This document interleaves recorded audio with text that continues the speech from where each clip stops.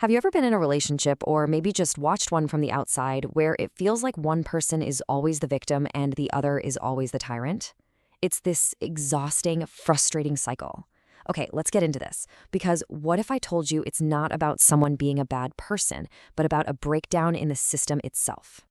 It's a fair question, right? It's so easy to look at these dynamics and just decide, well, that's just who they are. One person is just naturally demanding and controlling, and the other is just helpless and always complaining. But looking at it that way, well, it really misses the real root of the problem. So here's the key idea we're going to explore. We're not talking about personality flaws. We're talking about something called a positional breakdown. Think of a family or a partnership like a team, where everyone has a specific position to play. A breakdown happens when someone wanders out of their correct position, like an adult partner who starts acting from a child's position. The moment that happens, the entire system gets thrown completely off balance. Now, this kind of breakdown doesn't just happen out of nowhere. According to the systemic approach we're looking at, it's usually built on a foundation of 5 very specific and surprisingly common errors in how the system is running. Understanding these 5 errors is really the key to seeing this whole victim-tyrant thing in a brand new light. All right, let's dive in and unpack those 5 systemic errors. This is where we really get to the why behind this whole dynamic. First up, error number 1, confusing a person's role with their personality. In a partnership, your role is supposed to be one of an equal, right? You share responsibility. But when there's a positional breakdown, an adult might slip into the functional role of a child. And you can see the difference right here. Instead of partnership, you suddenly get demands and blame. Instead of shared responsibility, you get helplessness and a list of grievances. And let me be clear, this isn't because the person is a child. It's because they are operating from a child's position within the system. Now, this next one is a huge insight. We spend so much energy trying to figure out who the real victim is and who the real tyrant is. But here's the twist. A lot of the time, they are just 2 sides of the same coin, an internal conflict happening inside one person. It's a vicious cycle.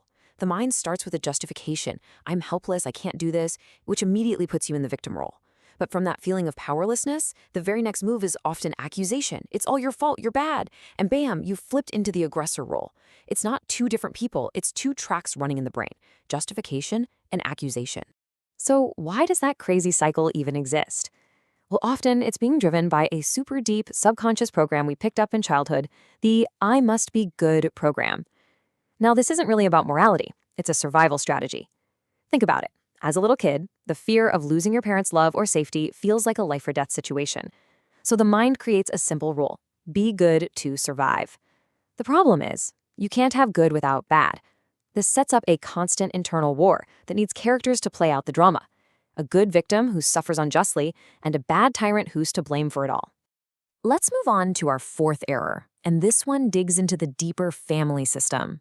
When a child decides internally to reject or exclude a parent, maybe they see them as weak or bad or they were just absent, it doesn't just make that parent go away. In a system, it creates an empty space, a vacuum. And here's the thing about vacuums. A system can't stand them. Someone has to step in and fill that empty role. And more often than not, it's the child themselves. They unconsciously take the place of the very parent they rejected. The huge problem, of course, is that a child isn't equipped for an adult role. This creates this massive internal tension that later in life can explode as either trying to control everything like a tyrant or enduring everything like a victim, all in an unconscious attempt to hold the broken system together. And the final error, oh boy, this is one we see all the time, especially between parents and kids. It's the profound misunderstanding of sacrifice as the ultimate expression of love. But from a systemic point of view, it's actually the opposite.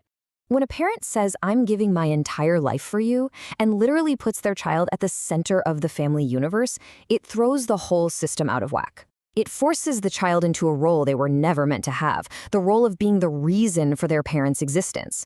This doesn't create a feeling of being loved. It creates an impossible choice for the future: either be crushed by guilt and a sense of debt, or have to rebel like crazy just to break free and have a life of their own. Okay, so we've looked at the errors that create this whole mess. But here's the really good news. If it's a positional problem, you can fix the position. It's not a permanent character flaw. So how do you actually do it? Let's walk through 5 concrete steps to get yourself realigned in the system. This slide maps out the 5 steps to get back into your proper place. First, you have to catch the switch. This is pure mindfulness. It's about noticing that exact moment you start justifying yourself or blaming someone else. That's your alarm bell that you're slipping. Second, clarify your role. You have to honestly ask yourself, who am I supposed to be in this system, in this relationship? Am I an adult partner, or am I acting like a child looking for a parent? Third, acknowledge your parents internally, just as they are, without judgment. This is about healing those old systemic vacuums we talked about. It ends the inner war. Fourth, and this is a big one, you have to consciously exit the I'm good game. That means shifting from trying to prove you're right and they're wrong to simply taking responsibility for your own actions. And finally, number 5, separate love from sacrifice. Put yourself back in your rightful adult spot, understanding that a healthy system needs order, not one person erasing themselves for another. So, as we start to wrap this up, the biggest takeaway here is really a fundamental shift in how you look at the problem. It's about looking past the individual behaviors and starting to see the dynamics of the entire system at play. This slide right here, this basically sums up the whole new mindset. It's a move away from the blame game and towards something way more functional and empowering. So instead of asking who's to blame, start asking where is the position broken. Instead of who's the tyrant, ask who has stepped out of their adult role and into a child's. And most importantly, instead of getting stuck on why can't they change, the real power move is to ask, how can I return to my correct role? See that? It shifts you from a place of helplessness to a place of action. Now, I have to be absolutely crystal clear about something.